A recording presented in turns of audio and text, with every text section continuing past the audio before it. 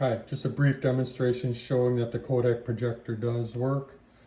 Fan, lamp low, lamp on, forward, reverse, has autofocus and manual focus. Once it's set, it automatically adjusts.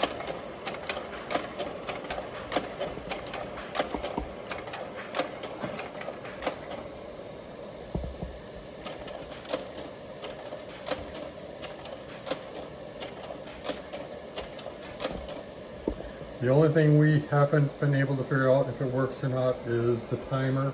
We turn it on and it does not seem to kick in. Any questions, shoot us a message and we'll try to answer them as quick as we can. Thanks again. 2000 deals out.